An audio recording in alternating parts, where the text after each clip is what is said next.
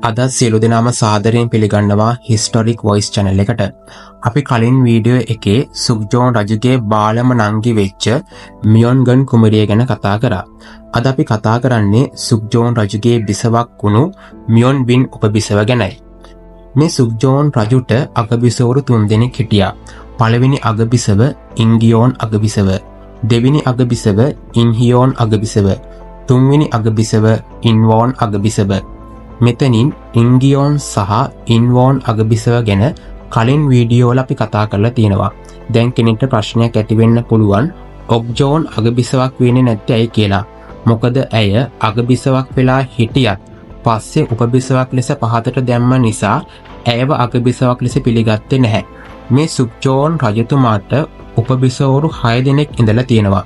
මෙතනින් සමහර උපභාර්යාවන් ගැන විස්තර අපේ Facebook page එකේ සඳහන් කරලා තියෙනවා.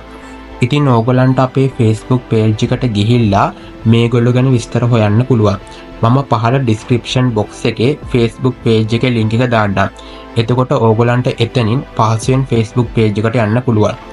අද අපි කතා කරන්නේ වසර 10ක් සුක්ජෝන් රජුට තමන්ගේම උපබිසවක් කරගන්න අමතක වුණු මිරියන් පාක් වංශයේ මියොන්බින් උපබිසව ගැනයි. මේ උපබිසව ඉපදුනේ මොන වර්ෂයේද කියලා හරියට දන්නේ නැහැ. ඇයගේ පියා පාක් හොයොන්චියොන් කියලා රාජ්‍ය නිලධාරියෙක්. පියාගේ නම දැනගත්තත් ඇයගේ මව ගැන විස්තරයක් හරියට දන්නේ නැහැ.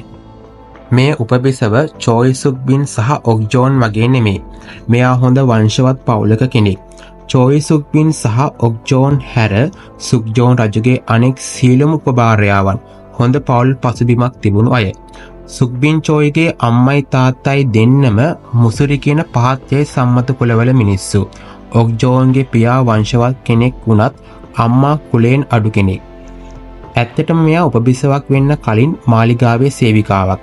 ඇත්තටම මෙයා ඔග්ජෝන්ගේ මාලිගාවේ සේවිකාවක්. කොහොම හරි ඔග්ජෝන්ගේ මාලිගාවට යන සුක්ජෝන් රජතුමා මෙයාව දැකලා මෙයාට කැමති වෙලා තියෙනවා. කොහොම හරි මෙයා සුක්ජෝන් රජුගේ අනියම් බිරිඳක් විදියට ඉඳලා තියෙනවා. හැබැයි අවුරුදු 10ක් ගත වෙලත් මෙයාව නිල වශයෙන් උපබිසවක් කරේ නැහැ. ඒකට හේතුවක් හරියට දන්නේ නැහැ. හැබැයි සුක්ජෝන් රජු ඇයව නිරන්තරයෙන් හම්බ වෙන්න ගිහිල්ලා තියෙනවා. සුක්ජෝන් රජුගේ අනියම් බිරිඳක් වශයෙන් අවුරුදු 10ක් ගත වෙලා මෙයා ගැබ්ගෙන තියෙනවා. ඊට පස්සේ මෙයා පිරිමි දරුවෙක් බිහි කරලා තියෙනවා. මේ කුමාරයාගේ නම තමයි යොල්ලියෝන් කුමරු. මේ කුමාරයා සුක්ජෝන් රජුගේ 6 වන පුත්‍රයා. කුමාරයෙක් බිහි කරපු නිසා ඇයව සුක්කොන් නිල මට්ටමට උසස් කරනවා. මෙතනදි තමයි ඇය සුක්ජෝන් රජුගේ නිල උපභාර්යාවක් වෙන්නේ. ඒ අවුරුදු 10කට පස්සේ. ඕගොල්ලෝ දැනටම දන්ජෝන් රජතුමාව දන්නවා ඇති. සුයාන් කුමරු කැරැල්ලකින් දන්ජෝන්ව නිරපලා බලයට පත් වෙනවා. සුක්ජෝන් රජතුමා තමයි නැවතත් ඔවුන්ට පදවි නාම ලබා දුන්නේ. මේ උත්සවයේ පැවැත්වීම සඳහා 1698 ඇයව සුක් ඔයි නිලයට උසස් කළා. 1701 මාර්තු 23 ඇය ගොයින් නිලයට උසස් කළා. ඉන්හියෝන් අගබිසවගේ අභාවයෙන් ඉන්වෝන් රජුගේ රාජාභිෂේකයේ සැමරීම සඳහා උපබිසවක් ලැබිය යුතු ඉහළ නිලය වන බින් තනතුරට ඇය උසස් කළා. 1702 ඔක්තෝබර් 18 වන දිනයි. ඇය 1703 ජූලි 15 මිය ගියා. ඇය මේ යනකොට යොල්ලියෝන් කුමරුට වයස අවුරුදු 5යි. ඇයගේ මරණය දැනගත් සුක්ජෝන් රජතුමා ගොඩක් කම්පාවට පත් වුණා. රජතුමා ඇය වෙනුවෙන් ඉහළ ගෞරවයක් සහිත අවමංගල උත්සවයක් පැවැත්තුවා.